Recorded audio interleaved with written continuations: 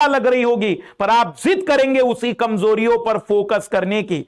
पहचानिए कि कहां कमी रह रही है, पहचानिए कि कहां पर हम पिछड़ रहे हैं, पहचानिए कि कौन सी चीजें जो हमें आगे आने से रोक रही है, और उन्हें खत्म करते चलिए। यही वो समय है जब आप अपनी ऊर्जाओं को एक साथ जमा करके उन परिस्थितियों में भी पढ़ने के लिए अपने आप को तैयार कर सकते हैं जहां एक सामान्य विद्यार्थी भाग जाता है, पढ़ाई छोड़ देता है। यही तो वो समय है जिसका इंतजार तुम कर रहे थे कि जिन खराब परिस्थितियों में भी तुम अपने आप को आगे बढ़ाने की ताकत रख सकते हो। आज अगर तुम डीएम या एसपी होते तो भी तुम एक फ्रंट पर्सन के रूप में पूरे डिस्ट्रिक्ट में वही काम संभालने होते जो आज सबसे कठिन माने जा रहे हैं। तो आज तो तुम्हारे पास उतनी कठिनाइयां भी नहीं है, तो किस बात से पिछड़ रहे हो, किस बात से डर रहे हो? कोई व्यक्ति खो दिया है तो उनके लिए कुछ बेहतर करने की सोचो। अगर तुम्हारा अपना कुछ खो गया है तो उनको बेहतर परिणाम दिखाने की सोचो। ठीक है, जब हम इस पृथ्वी से जाएंगे तब कुछ और बताकर जाएंगे कि हां, एक हम भी आए थे, और जब हम जा रहे हैं तो कुछ बेहतर करके जा रहे हैं। इसलिए कुछ बेहतर की उम्मीद में और मेहनत करिए और लगे रहिए, क्योंकि अभी ये जंग खत्म नहीं हुई है, कभी और अभी हमें कुछ बेहतर प्राप्त करना है। जो 2022 वाले विद्यार्थी हैं उन्हें भी मैं बता दूं, और 21 वाले विद्यार्थियों को बता दूं, पढ़ाई कंटिन्यू रखनी है तो डिसिप्लिन लाइएगा, निरंतर पढ़ते चलिएगा, समय फिक्स कर दीजिए। अगर टाइम बड़ा लग रहा है, दिन बड़ा लग रहा है, रात बड़ी लग रही है, तो टाइम को डिवाइड कर दीजिए। 2 घंटे, 3 घंटे, 4 स्लॉट बना दीजिए, 5 स्लॉट बना दीजिए, 2.5 घंटे के 5 स्लॉट बनाइए। देखिए तो सही, 12.5 घंटे शरीर जब पढ़ता है तो मानसिक रूप में कैसी थकावट आती है। अगर टाइम बहुत लंबा लग रहा है तो 15 घंटे की पढ़ाई कर रहे हो, 3-3 घंटे के 5 स्लॉट बना दीजिए। ज्यादा नहीं तो 2-2 घंटे के 5 स्लॉट बना दीजिए। समय को डिवाइड कर दीजिए और डिसिप्लिन में काम करते चलिए, आपको परिणाम दिखाई देगा। हमेशा ही एक ब्रेक लेते चलिए, आधे घंटे में, 15 मिनट में एक ब्रेक लेने की शुरुआत करते चलिए।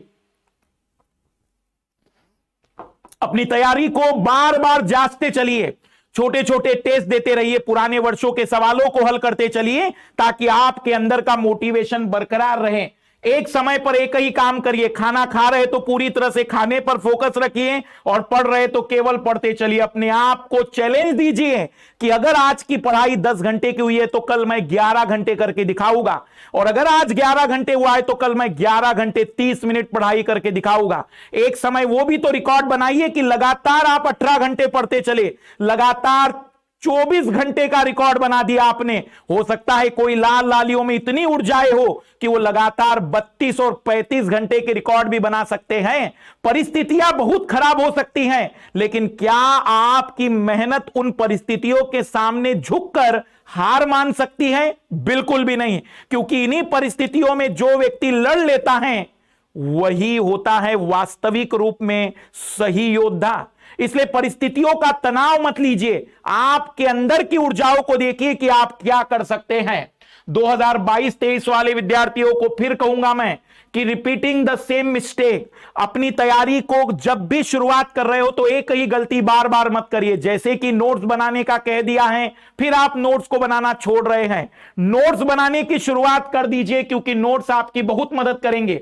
और तैयारी करते समय डरिए नहीं। क्या हो सकता है जिंदगी में? ज्यादा से ज्यादा उन लोगों का हार ही तो होगा भाई, असफल होंगे ना। जिन लोगों ने कोरोनाओं में अपनी जान गंवा दी है, उन्होंने खोया है कुछ।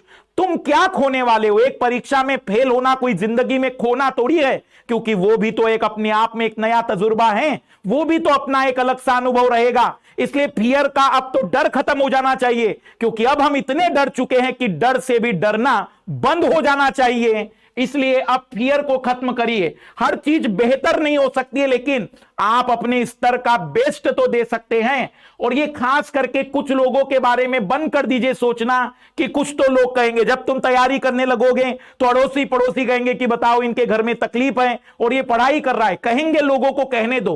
हो सकता है कि तुम्हारा मानसिक संतुलन थोड़ा सा खराब है, लेकिन उसमें लोग तुम्हें कहेंगे कि देखो कैसे विद्यार्थी हैं कि पहले अपने आप को मजबूत करना चाहिए, पर उसमें भी मेहनत में लगे हुए हो।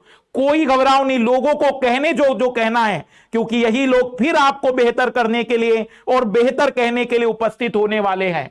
और अब थोड़ा सा आदत कम करिए, बार बार मोटिवेशन की जरूरत ना रहे, कुछ पंक्तियों को, कुछ चीजों को दोहराने की आदत डाल दीजिए कि ठीक है ये पंक्तियां मुझे ऊर्जा देती है, और बार बार अपने ऊर्जाओं को, अपने कॉन्फिडेंस को और अपने मोटिवेशन को गिरने मत दिया करिए। हमेशा आदत बनाए रखिए कि जब तक मैं पूरा लक्ष्य अचीव नहीं कर लेता हूं तब तक मैं अपने आप को रोकने वाला नहीं हूं।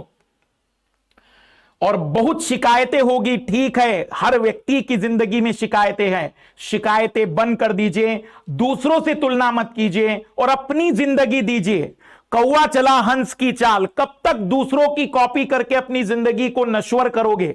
अपने तरीके से, अपने ढंग से और बेहतर करने का प्रयास करेंगे। सभी लाल लालियों से बस मेरी एक ही रिक्वेस्ट है, इन परिस्थितियों में अपने आत्मविश्वास को मत खोइए। बस मैं उन लोगों के समक्ष आप लोगों को रखना चाहूंगा जिन्हें प्रतिदिन अस्पताल जाकर अपनी ड्यूटी देनी है, और अगर इस समय वह इतनी ऊर्जा के साथ जा सकते हैं तो क्या घर पर बैठकर अपनी ऊर्जाओं को एक सकारात्मक कार्यों में नहीं बदल सकते हैं? ये अपने आप